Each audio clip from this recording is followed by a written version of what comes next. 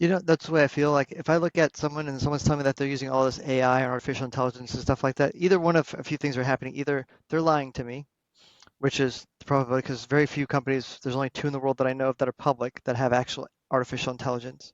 A lot of them are using Gen AI and ChatGPT, which is not artificial intelligence.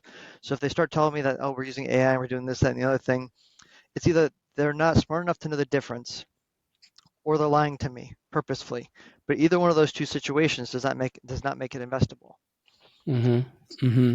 And then that's where we get that crossroad. That's where you don't want to go hit me with a whole bunch of buzzwords because you might not understand what those buzzwords mean.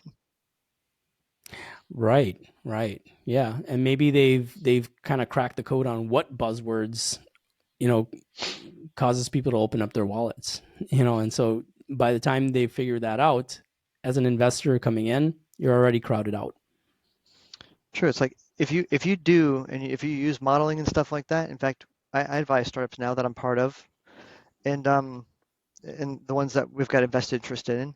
It's like I tell them, I'm like, look, if you use machine learning and you use modeling and stuff like that, perfect. Say you use modeling, say you do this, that, and the other thing. This is how your model learns, but don't call it AI. Don't call it anything fancy. Don't get stuck in the hype of the buzzwords Mm-hmm. because the actual Mm-hmm. CISOs and the CEOs and the folks that actually buy that stuff are Mm-hmm. going to think that you're lying to them or that you just don't know what you're doing.